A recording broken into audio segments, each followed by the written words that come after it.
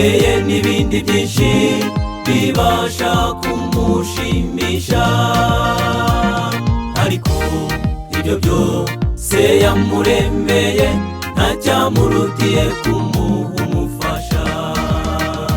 Nuko Adamu yabonye Eva akanezerwa, akamuvugira ikivugo.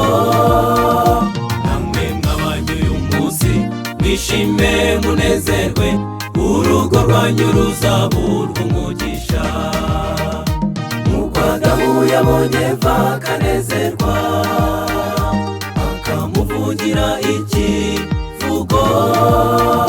Namwe mwabanye uyu munsi mwishime munezerwe, urugo rwanyu ruzaburwa umugisha.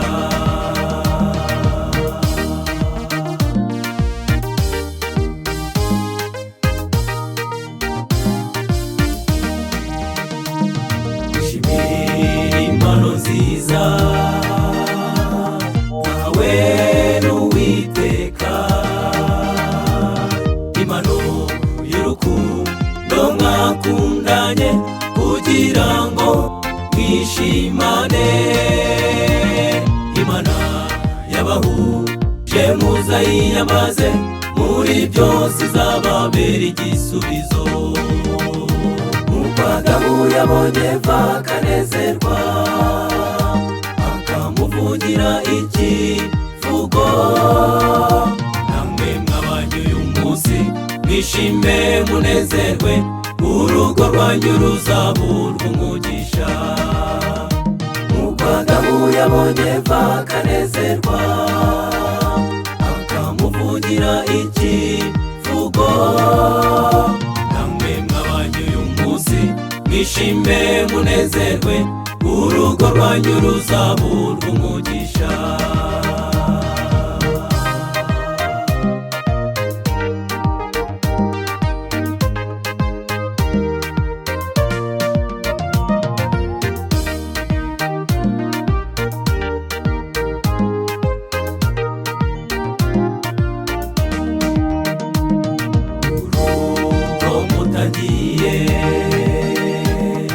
Ubakire kuri Yesu,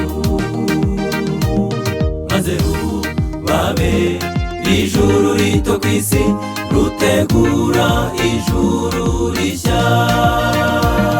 Umuryango wanyu ndetse n'iyacu izimurirwe mu ijuru twateguriwe. Nuko Adamu yabonye Eva akanezerwa, akamuvugira ikivugo.